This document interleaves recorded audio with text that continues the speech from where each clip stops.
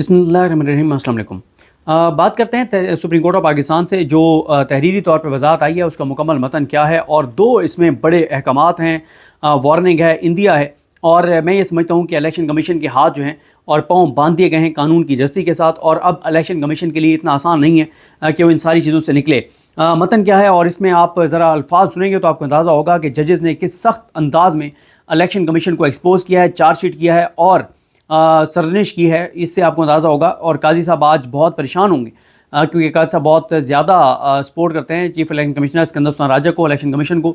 वो ये कहते हैं कि आइनी इदारा है, लेकिन उस आइनी इदारे की जई तई फेर दिया 8 जजेस ने, क्योंकि उनके एक्सपोज किया है उनके झूठ, गलत बयानी, बदयांती को।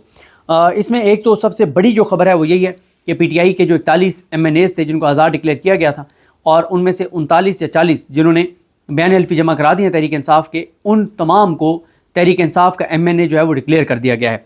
उसके बाद सुप्रीम कोर्ट ने इसमें ये कहा है कि आज़ाद उम्मीदवारों की तरफ से हलफनामे और पार्टी की तरफ से सर्टिफिकेट जमा होने के बाद उसी तारीख से उनकी पार्टी वाबस्तगी का तयन हो गया है, और बाद का कोई इकदाम उनकी पार्टी वाबस्तगी को तब्दील नहीं कर सकता। यानी जिस तारीख को उन्होंने बयान हल्फी दिया था और जिस तारीख को PTI ने डिक्लेयर कर दिया था, सर्टिफिकेट दे दिया था कि जनाब ये हमारे उम्मीदवार थे, हमारे MNA हैं, उस तारीख से अब वो PTI के MNA हो चुके। इलेक्शन कमीशन का काम ख़त्म हो गया। उसके बाद कहा गया कि पार्टी वाबस्तगी का तयन होने के बाद हर आइनी और कानूनी मकसद के लिए ये PTI के कामयाब उम्मीदवार और कौमी और पंजाब, KPK और सिंध असम्बली में PTI के पार्लिमानी जमात के अरकान थे और हैं। ये बहुत बड़ी बात है। अब ये PTI के MNAs हैं, इनके ऊपर PTI की पार्लिमानी पार्टी का जो हुक्म है वो अब इनके ऊपर इम्प्लीमेंट होता है। अब ये आइनी तरमीम में पार्टी की पॉलिसी के खिलाफ वोट देंगे तो वोट काउंट नहीं होगा। ऑर्डर में इलेक्शन कमीशन की मुतफरिक दरख्वास्त जो इलेक्शन कमीशन ने दी थी, इलेक्शन कमीशन ने दरख्वास्त ये दी थी कि हम जो PTI की तरफ से सर्टिफिकेट आए हैं उसके ऊपर दस्तखत बैरिस्टर गौर और उमर अयूब वगैरह के, तो जो तस्दीक भी की है वो भी इन्होंने की है। तो ये तो इलेक्शन कमीशन ने कहा हमारे स्ट्रक्चर में तो एग्जिस्ट ही नहीं करते, तो हम फिर किसकी बात माने। तो इस पर सुप्रीम कोर्ट हमारी रहनुमाई करे। तो इस पर कहा गया कि इलेक्शन कमीशन की मुतफरिक दरख्वास्त को सुप्रीम कोर्ट ने नाकाबिल फ़हम करार दिया 8 जजेस ने, और करार दिया है कि आइन और कानून से वाज़ेह मामले को उलझाने और धुंधला करने की इलेक्शन कमीशन की इस कोशिश को सख्ती से मुस्तरद किया जाता है।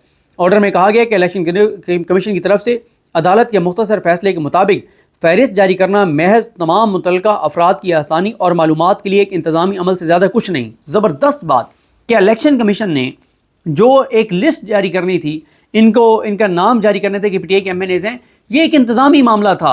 इलेक्शन कमीशन ने किया है, नहीं किया, करता है, नहीं करता, इसका उस चीज़ पे कोई असर नहीं पड़ेगा कि वो किसके MNA हैं। वो MNA अब PTI के ही हैं जिस तारीख को PTI ने ये डिक्लेरेशन दे दिया था कि हमारे MNA हैं।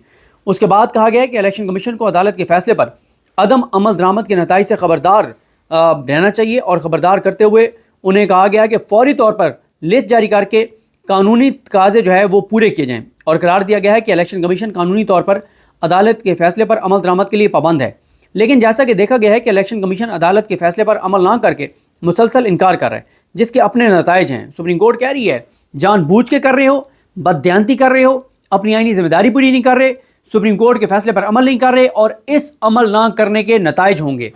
उसके बाद यह भी कहा गया कि बैरिस्टर गौर को PTI का चेयरमैन करार देते हुए कहा गया कि इलेक्शन कमीशन ने खुद बैरिस्टर गौर को पार्टी चेयरमैन तस्लीम करके अदालत के मुख्तसर फैसले के बाद उनके साथ खत्तो किताबत की।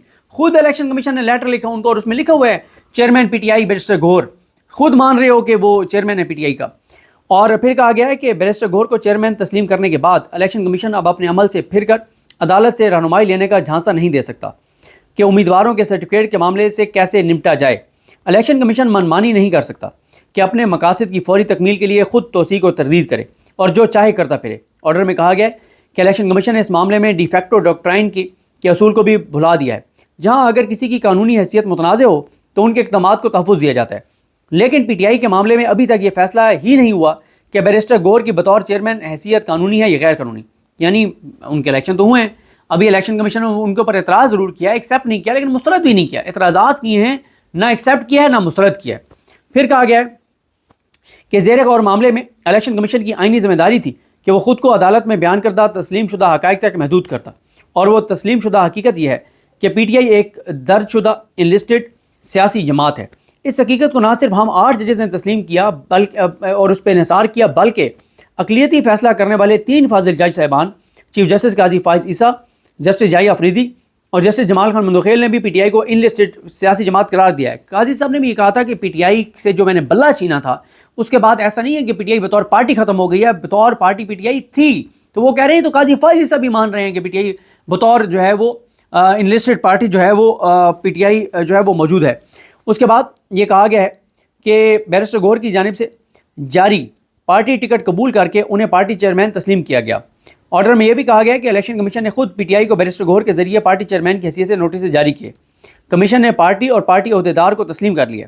آرڈر میں یہ بھی کہا گیا کہ الیکشن کمیشن کی طرف سے متفرق درخواست میں پی ٹی آئی کو ایک انلسٹڈ اور مکمل طور پر فعال سیاسی جماعت تسلیم کرنا، لیکن یہ کہنا کہ اس جماعت کے معاملات چلانے والا کوئی نہیں ایک ہی سانس میں گرم اور سرد آہیں بھرنے کے مترادف ہے۔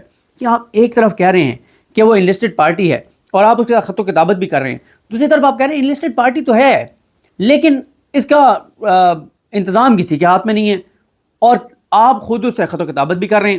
تو سپریم کورٹ کہہ رہی ہے کہ یہ ایک تضاد ہے آپ کے اپنے بیانیے میں، آپ کے عمل میں، آپ کے معاملات میں۔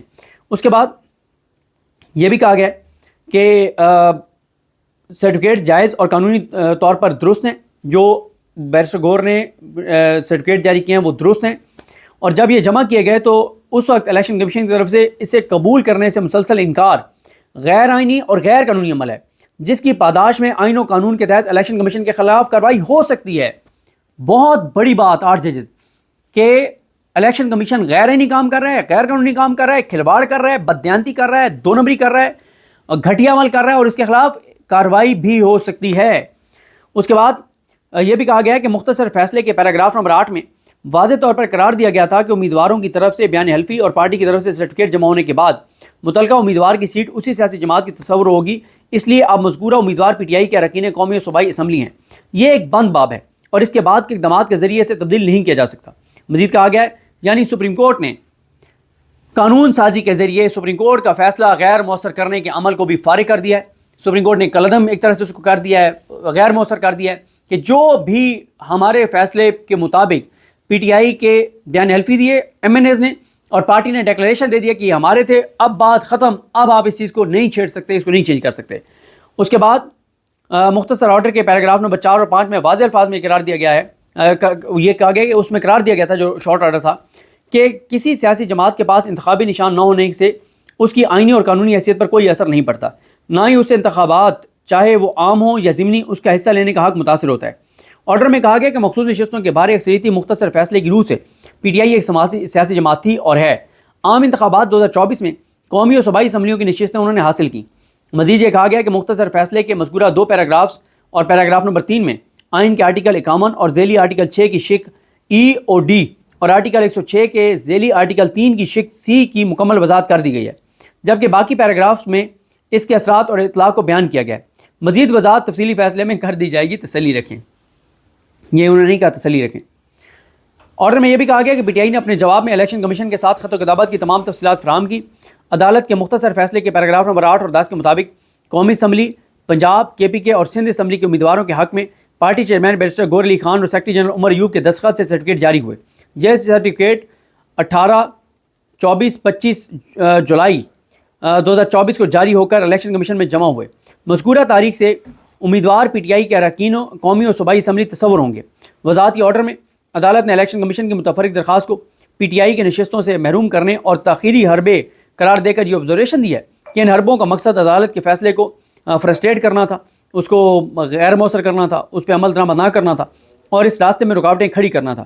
یہ بھی قرار دیا گیا ہے کہ الیکشن کمیشن کی متفرق درخواست بنیادی قانونی اصولوں پر بھی دیکھا جائے تو یہ درخواست ناقابل فہم ہے۔